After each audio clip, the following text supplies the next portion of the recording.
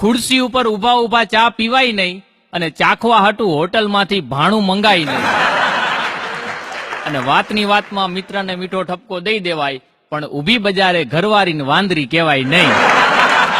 કોઈ દી ટ્રાય ન કરતા, નહીતર પરિવારમાં જેટલા વાંદરા હશે એટલા ગણાવી દેશે.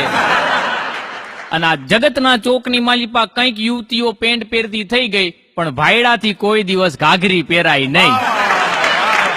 જે જુવાનીઓ પ્રેમમાં ધુબાકા મારે છે એમના માટે કે તું ભલે ને ચાલે વાંકા ચૂકી, પણ મારી નજર તારા ઉપર સીધી ડોર છે.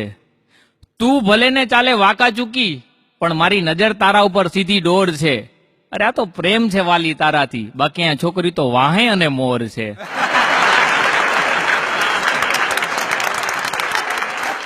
અને કેળ જાણીને રખે બાદ ભરસો તો બધેય કાંટાળા થોર છે. કેળ જાણીને રખે બાદ ભરસો તો બધેય કાંટાળા થોર છે. રામ જોવા મળી જશે ક્યાંક ખૂણે ને કાં ખાચરે, બાકી રાવણ તો ચારેય કોર છે. સાહેબ, આવા વાતાવરણમાં હું તમે જયારે જીવી છી ત્યારે હસવું અઘરું થઈ ગયું છે. અને હાસ્ય જીવનમાં જરૂરી છે. હાસ્ય એટલે વાસ્તવિકતાની વેદનાઓમાંથી જિંદગીના સુંદર રસ્તા શોધવા અને ત્યાં સુધી પહોંચવાની ગુરુ ચાવી એટલે હાસ્ય. હાસ્ય રહ્યું ને એ માણસ મૂર્ખ બને ને ત્યાંથી ઉત્પન્ન થાય. હું તમને મારી જ વાત કરું ને, અહીંયા કાર્યક્રમમાં આવતો હતો તો બસ સ્ટોપ પાસે એક છોકરી આમ ઊંચો હાથ કરતી હતી. તો મને તેમ થઈ ગયું કે ભાઈ ભાઈડાનો મેળ પડી ગયો. એટલે મેં તો મારું બાઇક સીધું ડિસ્બ્રેક છે ઊભું રાખી દીધું બાજુમાં અને ગીત ગાયું, આજા મેરી ગાડી મેં બેઠ જા. તો મને કે હાલ તો થાને.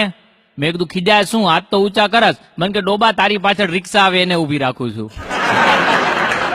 પછી તો મને પરસેવો વળી ગયો. છોકરી તો રિક્ષામાં બેહીને વહી ગઈ, તો મેં વાંચ્યું તો રિક્ષામાં પાછળ લખ્યું હતું કે ન પિયર ન સાસરે, આપણે તો હનુમાનજીને આશરે. આને મોંઘવારી નડે. પણ સાહેબ, હાસ્ય રહ્યું ને એ 142 જ્ઞાતિમાંથી મળે. અને 142 જ્ઞાતિના જો તમારે દર્શન કરવા હોય તો એક વખત જુનાગઢના શિવરાત્રીના મેળામાં જાજો.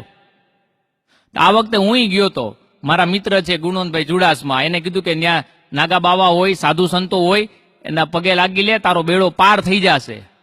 તો ભાઈડો તો ગયો ને દામાકુંડમાં નાયો અને એક નાગા બાવાના પગ પકડ્યા. મેં કીધું બાપુ આશીર્વાદ આપો. મને કે રડતું થાને. મેં કીધું ખીજાવજો શું, આશીર્વાદ આપો. મને કે અરે હું નાવા ગયો તો કોઈ કપડા ચોરી ગયું છે.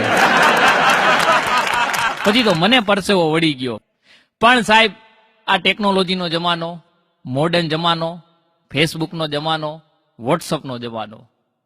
વોટ્સઅપના જમાનામાં એક ફાયદો થઈ ગયો, આડી લાઈન વાળા બધા ઓનલાઈન થઈ ગયા. કોઈ ક્યાંય મળે કે ન મળે, વોટ્સઅપ ઉપર મળી જાય.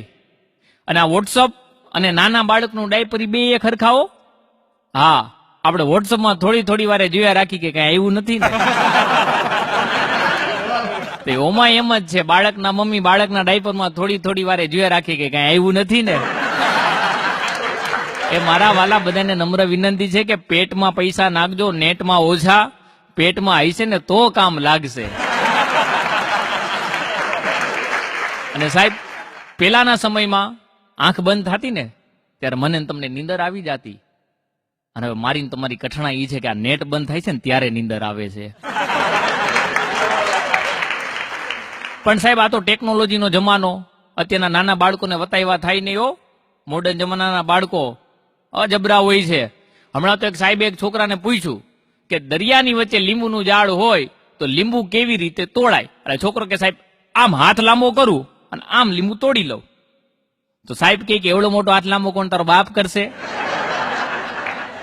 છોકરો કે દરિયાની વચ્ચે લીંબુનું ઝાડ કોણ તારો બાપ ઉગાડશે?